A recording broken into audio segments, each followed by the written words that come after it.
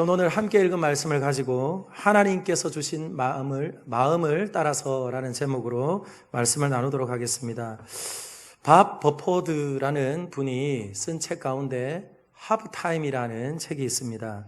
이 책에는 이런 말이 있어요. 우리의 인생의 전반전이 성공을 추구하는 기간이었다면 인생의 후반전은 의미를 찾는 여행이 되어야 한다.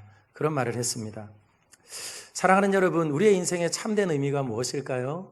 창조하신 하나님의 뜻을 알고 그 창조의 목적을 따라 살아가는 것이겠죠. 그때에 내 안에도 참된 기쁨이 있고 우리 인생을 보는 하나님의 마음도 기쁘시겠죠. 그래서 저와 여러분들은 지금까지 힘있게 선한 믿음의 싸움을 싸웠다면 또 이제 한숨을 돌려 다시금 힘찬 발걸음을 걸어가야 하는 새로운 한 해에 또 서 있다는 것을 잘 알 수 있습니다. 마침 돌아오는 주간에는 뭐가 있죠? 구정명절이 있죠. 참 우리 대한민국 국민들은 작심삼일하였다 할지라도 다시 마음을 굳게 할 수 있는 구정이 있다는 거 참 좋은 일인 것 같아요. 자외 계신 분들하고 이렇게 축복할까요? 새해 복 많이 받으세요.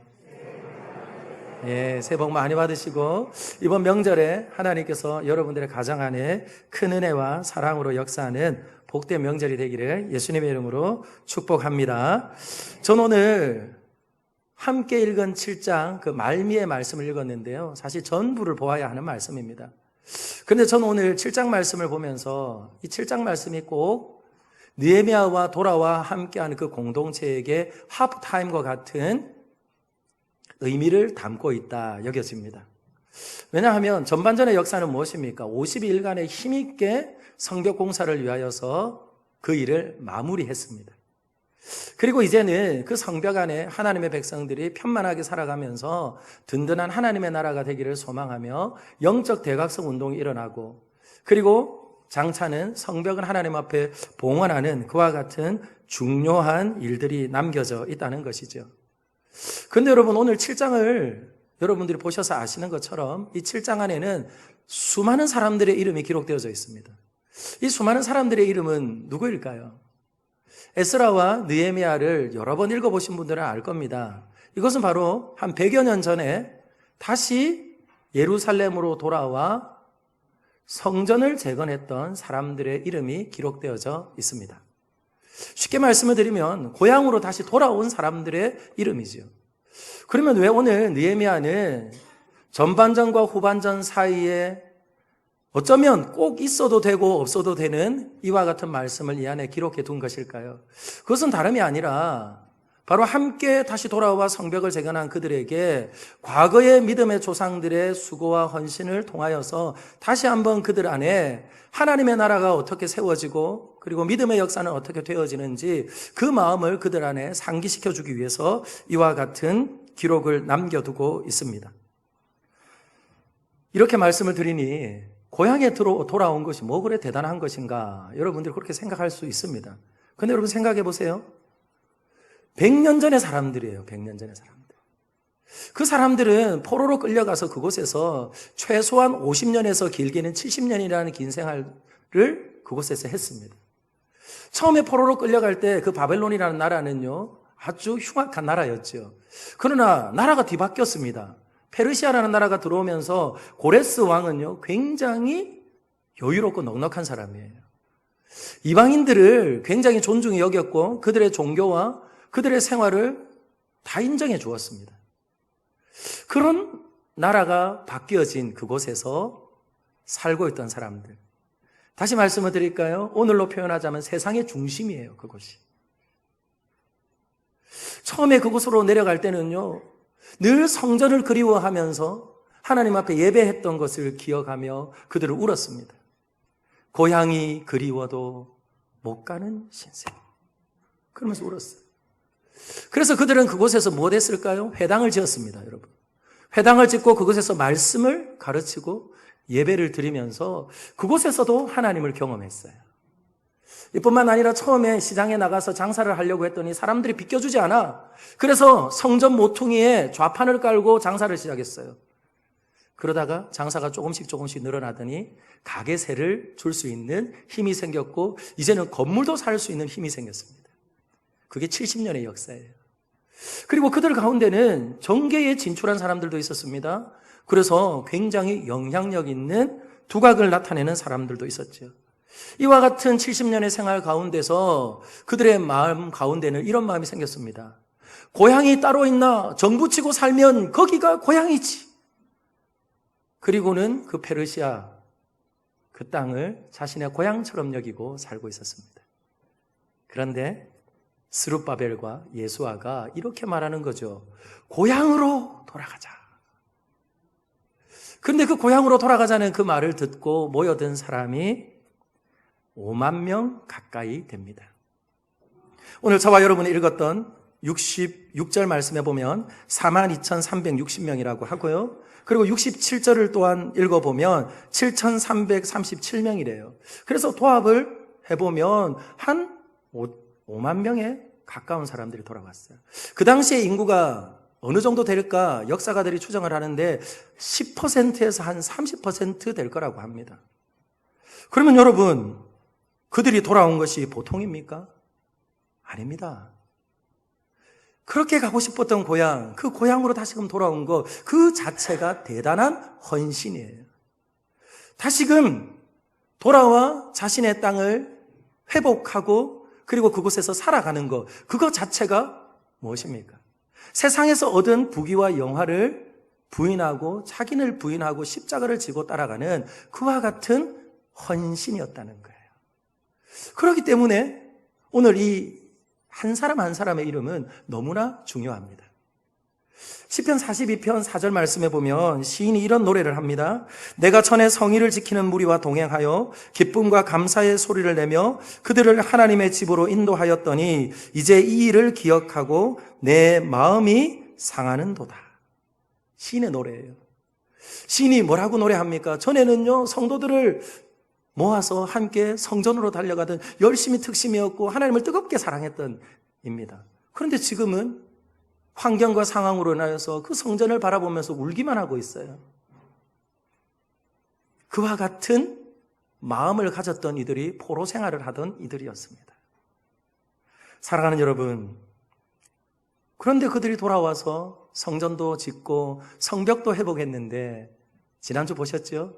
아직도 성 안에는 빈 곳이 너무나 많은 거예요.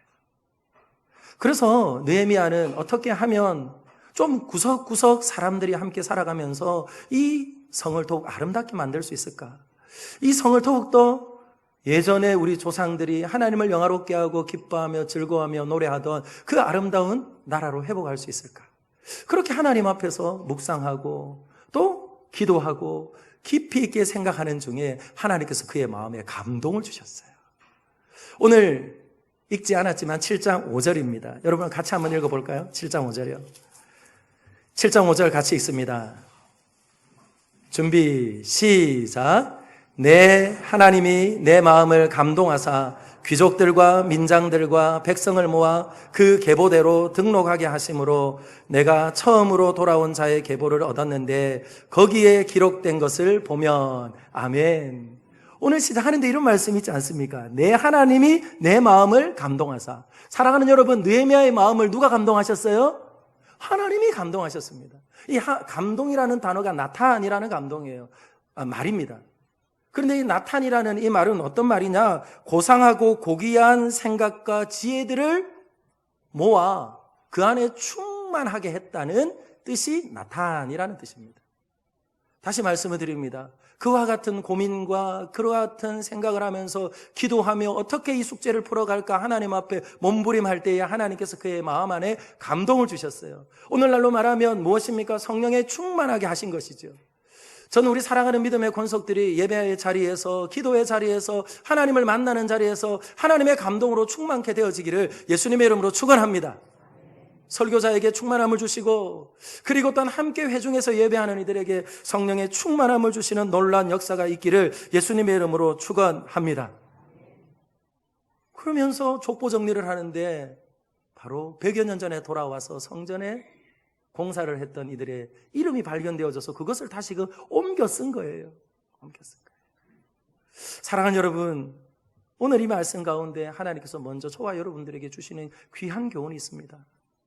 하나님의 마음을 따라서 돌아온 자들이 있다는 거예요. 사랑하는 여러분, 누가 불러 이 자리에 여러분들이 다시 돌아와 앉았습니까? 그 세상에 얼마나 여러분들을 필요한 일이 많고 여러분들의 분주한 일들이 많습니까? 누가 다시 이 자리로 돌아와 앉게 하셨습니까? 하나님께서 하신 줄 믿습니다. 하나님께서 하셨어요. 그렇죠? 마찬가지입니다. 돌아온 것, 그것이 무엇이라고요? 하나님께서 바로 느헤미야의 마음에 감동을 주시고 돌아와 1세대들이 성전을 회복하고 그리고 또한 세 번째로 돌아왔던 그 세대들이 성벽을 회복한 이 모든 역사가 하나님의 감동으로 된 것이라는 거예요. 프랑스의 경제학자 장 모네가 이런 말을 하더라고요.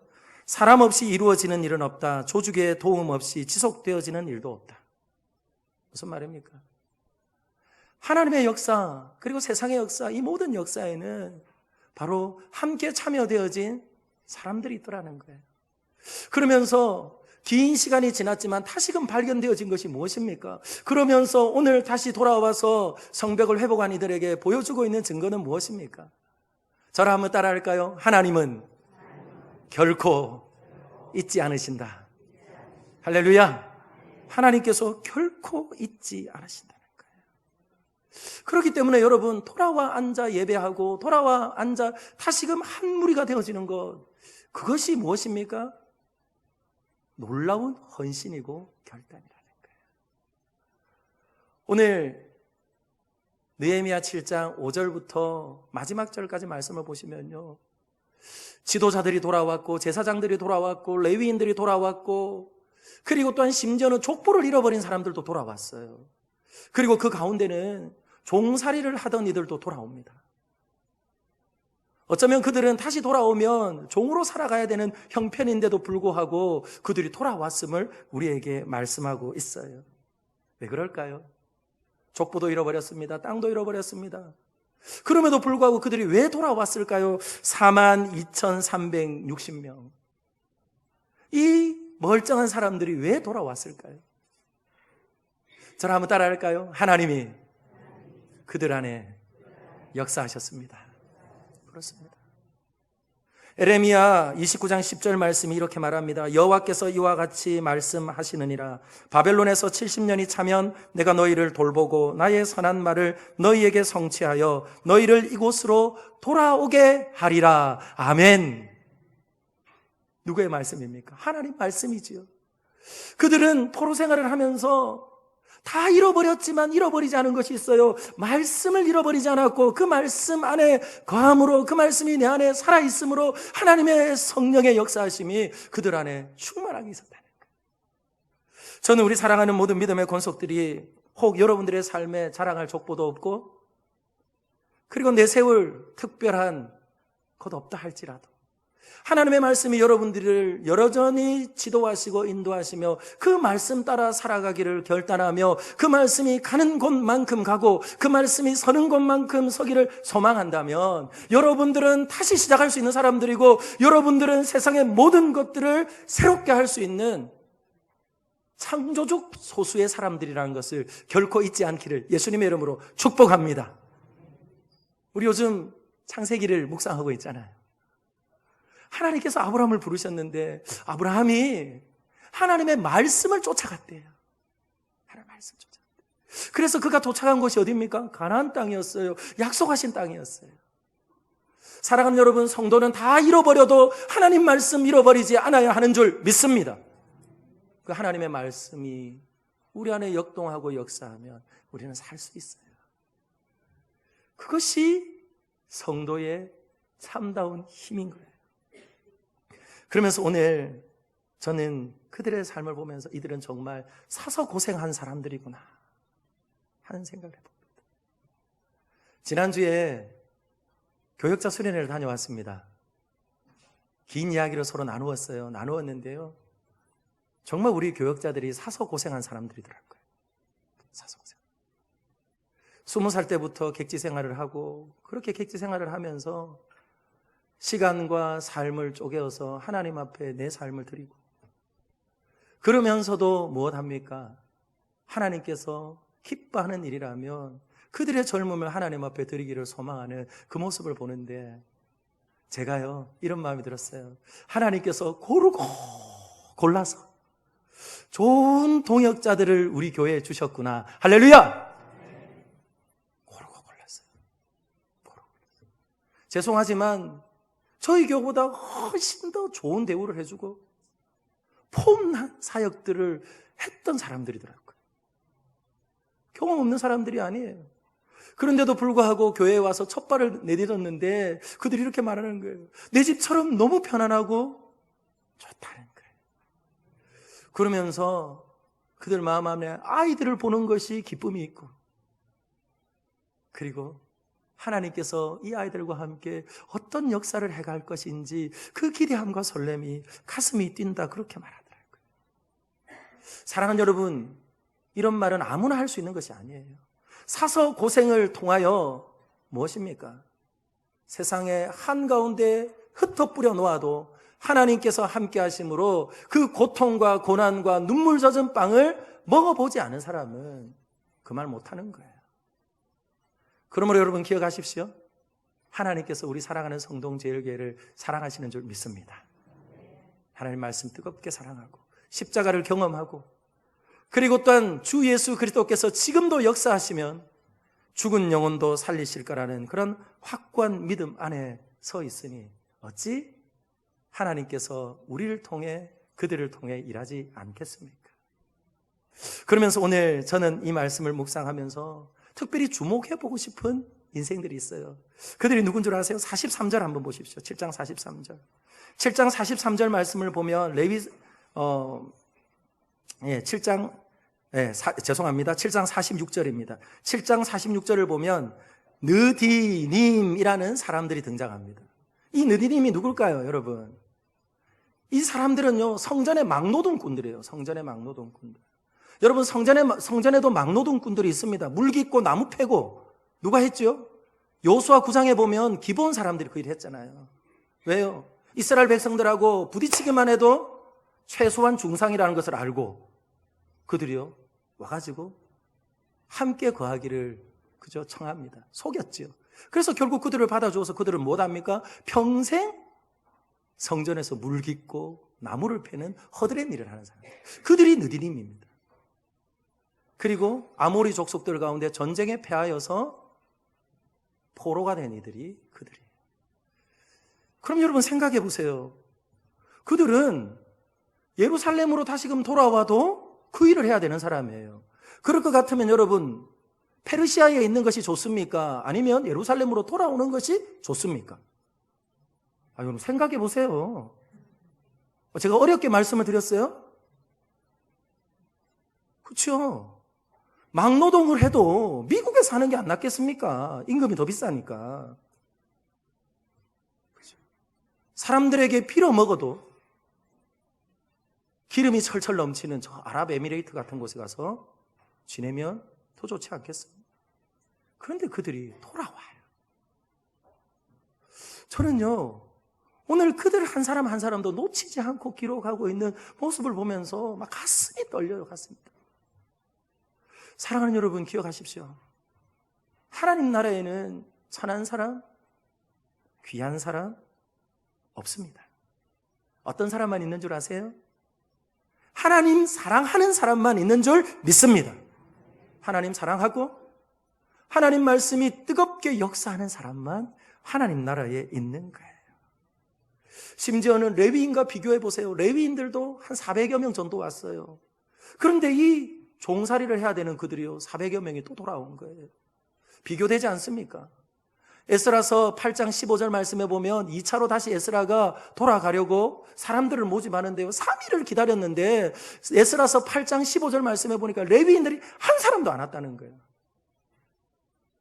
레위인들이 한 사람도 안 왔어요. 근데 또 상대적으로 제사장들은요 한 4천여 명이나 다시 모였습니다. 왜 그럴까요? 레위인들 마음에 혹 그런 마음 없었을까요?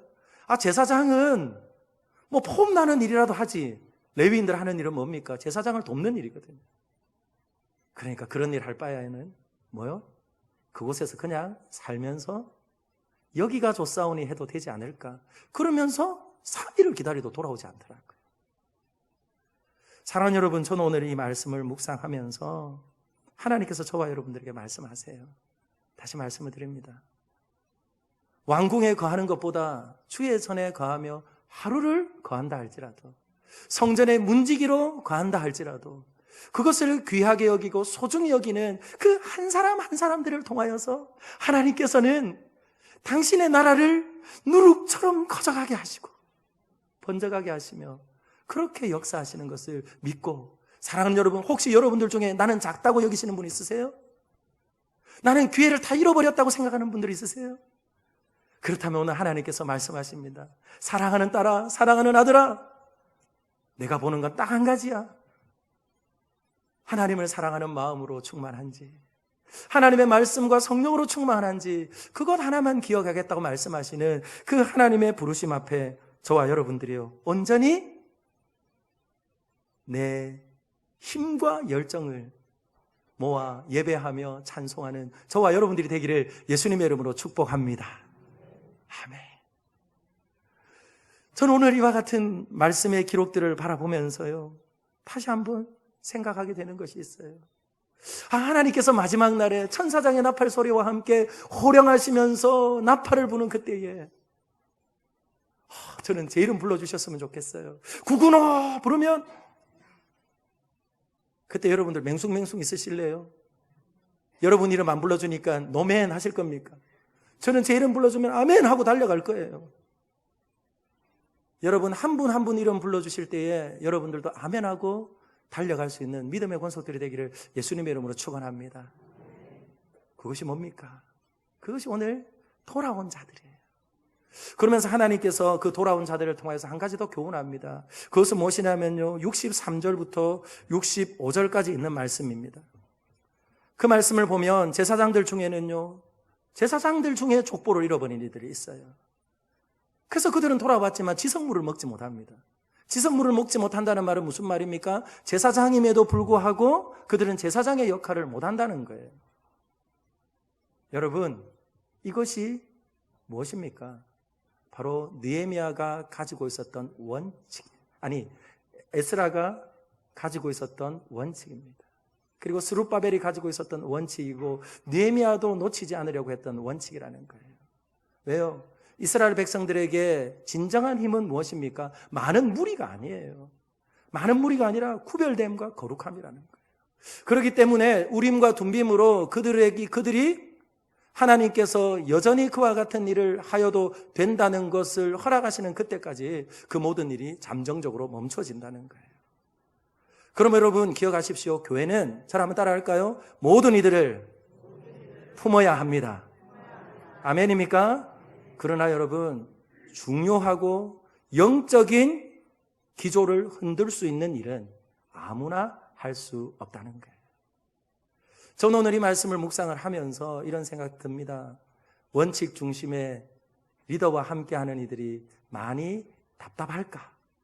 그래요, 답답할 수 있을 것 같아요. 그러나 이것이 무엇입니까? 함께 오래도록 사는 길이에요. 이게 함께 오래도록 사는 길이에요. 사랑하는 여러분, 저는요, 꽤 유도리가 많은 사람입니다. 그러나 저랑 함께 해보신 분들은 아시죠? 저는요, 많은 부분에 있어서는 유도리가 있습니다. 그러나 이것이 분명한 교회 공동체와 영적인 일이고 개인의 경건 생활의 문제라면 저는 유도리 없습니다. 그래서 또 말씀드릴 수 있어요. 저한테 아무리 밥을 많이 사주셔도 저는 밥을 먹을 때마다 감사로 먹고, 그리고 또한 분명한 선택과 그리고 또한 분명한 방향을 결정해야 되는 일에는 그 밥 먹은 것에 흔들리지 않을 겁니다. 여러분 아무도 아멘이 없으시네요. 그것이 뭡니까? 함께 오래도록 사는 거죠. 그러므로 저는 오늘 저와 여러분들에게 하시는 베드로전서 2장 9절과 11절 말씀 가운데 11절에 있는 말씀을 꼭 붙잡았으면 좋겠어요. 이제는 긍휼을 얻은 자니라 사랑하는 자들아 거류민과 나그네 같은 너희를 권하노니 영혼을 거슬러 싸우는 육체의 정욕을 제어하라. 그 앞에는 무슨 말이 있습니까? 거룩한 백성, 거룩한 나라, 그리고 또한 왕 같은 제사장. 이와 같은 우리들의 신분을 이야기하면서 그 마지막에는 이렇게 말합니다. 육체의 정욕을 제어하라는 거예요. 사랑하는 여러분, 저와 여러분들에게 진정한 힘은 무엇이라고요? 세상에 섞여 살아도 구별될 수 있는 거룩함과 순결함이 힘인 것을 믿고 저와 여러분들이 힘있게 교회 공동체를 세워가며 그리고 하나님의 나라를 이루어가는 믿음의 권속들이 되기를 예수님의 이름으로 축원합니다. 그때에 하나님께서 부르실 거예요. 나팔 불 때 나의 이름, 나팔 불 때 나의 이름, 나팔 불 때 나의 이름, 부를 때에 잔치 참여하겠네. 할렐루야! 그런 성도, 그런 교회 되기를 소망합니다. 그러면서 오늘 이 시간 하나님의 마음을 따라서 온 그들이 무엇했다고 말합니까? 그들이 힘을 다하여서 예물을 드렸음을 또한 이야기하고 있습니다. 느헤미야는 분명히 압니다. 오늘 이와 같은 역사를 통하여서 리더가 먼저 헌신하지 않으면 백성들이 헌신하지 않을 것을 알기에 오늘 돌아온 백성들 가운데 리더들이 어떻게 헌신했는지 그것을 또한 기록하고 있어요. 오늘 저와 여러분이 읽었던 70절 말씀 한번 볼까요? 어떤 족장들은 역사를 위하여 보조하였고 총독은 금 1000드라크마와 대접 50과 제사장의 의복 530벌을 보물 곡간에 드렸고 아멘. 그렇게 말하는데요. 먼저 족장들의 역사를 위하여 보조하였다라고 말하죠. 이 말이 무슨 말일까요? 재능 기부를 했다는 거예요. 자신들이 가지고 있는 은사를 가지고 재능 기부를 한 거예요. 저는 우리 사랑하는 성동제일교회가 재능 기부를 하는 이들이 너무 많아서 너무 감사합니다. 여러분 이제 이물을 나서서 나가보시면 창고로 썼던 그 장소가 깨끗하게 정리가 되어졌고 그리고 또 방음 공사가 되어졌어요. 근데 완벽하지는 않더라고요. 그러나 그 자리를 앞으로 여러분 책상도 두고 그리고 또 오래도록 무릎 꿇고 있어도 무릎이 저리지 않도록 여러분들에게 기도 방석을 준비하려고 합니다. 그리고 또한 그곳에서 기도할 거예요. 그리고 저는 그 방의 이름을 All Nations Hall이라고 할 겁니다. 왜요? 가장 작은 방이지만 그곳에서 내 시간과 내 땀과 내 눈물을 쏟아서 기도하는 그 자리가 나를 살리고 가정을 살리고 교회를 살리고 나라를 살리고 민족과 열방을 살릴 줄 믿습니다. 그렇기 때문에 그 자리는 어떤 자리요? All Nations Hall이 될 거예요. 이와 같은 재능을 기부하며 함께 온 우리 성동제일교회가 얼마나 자랑스러운지 몰라요. 그러면서 오늘 또 보십시오. 총독은요 금 1000드라크마를 드립니다. 한 드라크마는요 3온스라고 해요. 3온스. 근데 여러분 금 한 온스가 몇 그램입니까? 31g이에요. 그러면 한 드라크마가 3온스고 31g인데 이것을 달러로 계산을 하면 1500달러랍니다. 그러면 이 1000드라크마를 계산하면 그 나머지 거는 계산하기 어렵잖아요. 뭐 옷을 얼마나 계산을 할 거예요. 이제 단위 환산이 변화가 가능한 이 드라크마를 바꿔보니까요. 그 총독이 한 것이 만만치 않아요.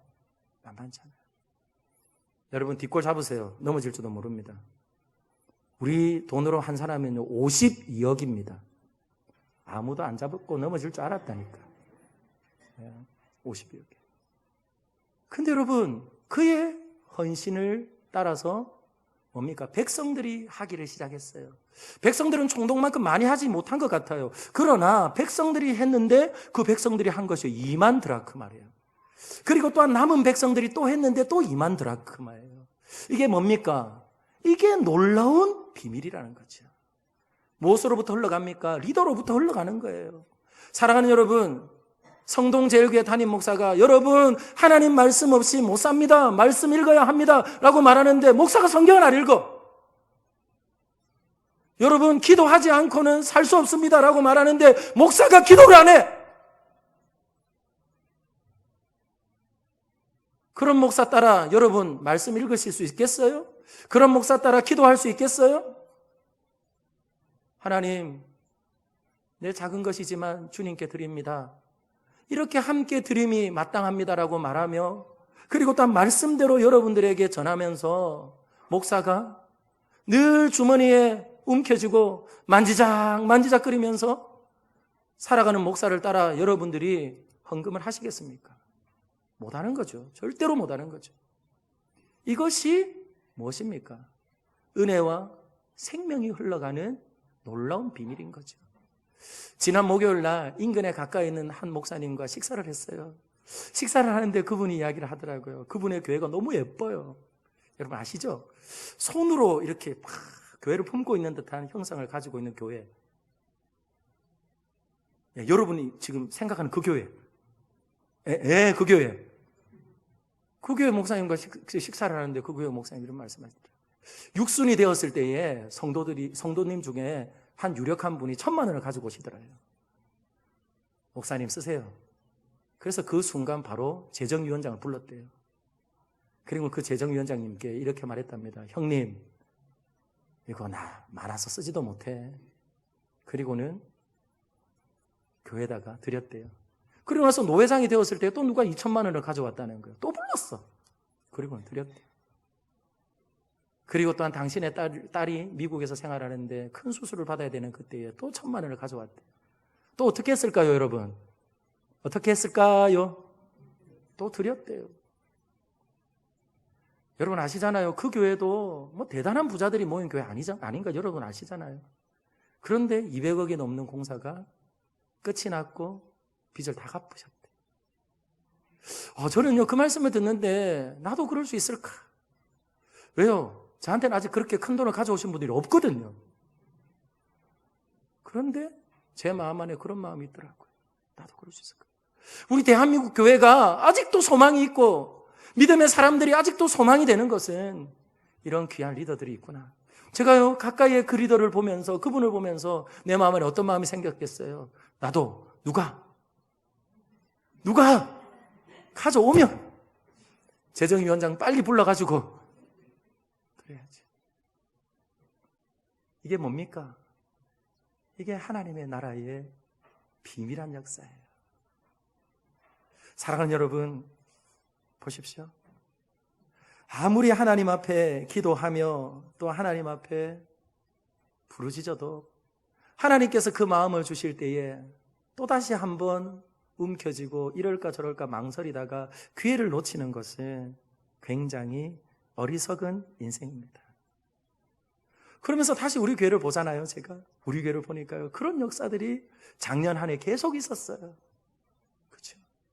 목사님 저 친교실을 좀 꾸며주세요. 그리고는 큰 돈을 가져왔어요.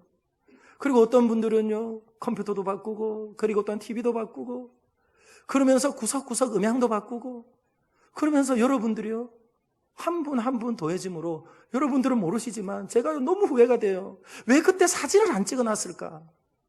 사진을 좀 찍어놓았으면 여러분들이 보고 비교해서 알 텐데 이 놀라운 역사가 어디에서 일어나고 있어요? 성경에서 일어나고 있습니까? 남의 교회에서 일어나고 있습니까? 아니요. 저와 여러분들이 함께 사랑하고 섬기는 교회 안에 역사하고 있는 줄 믿습니다. 그러니까 어때요? 교회가 소망이 있지요. 교회 소망이 있지요. 전 우리 사랑하는 성도님들과 함께 오늘 이 시간 말씀을 맺으며 하나님의 마음을 따라서 돌아왔어요.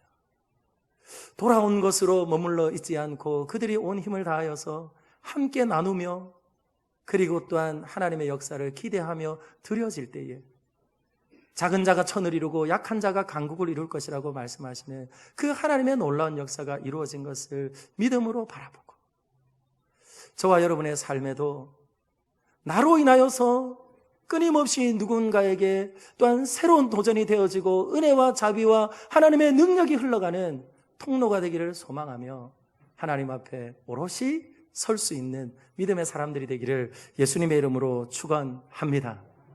이럴까 저럴까 망설이다가 아무것도 하지 못했다 묘비에 새겨두지 말고 매 순간순간마다 하나님께서 우리에게 주시는 감동과 도전을 따라 믿음의 선한 싸움을 싸우고 나의 달려갈 길을 마친 다음에 의로우신 재판장이 허락하시는 그 놀랍고 크신 면류관을 함께 받아쓰고 기쁨으로 영광 가운데 하나님 앞에 서게 되는 저와 여러분들이 되기를 예수님의 이름으로 축복합니다. 우리 같이 기도하겠습니다.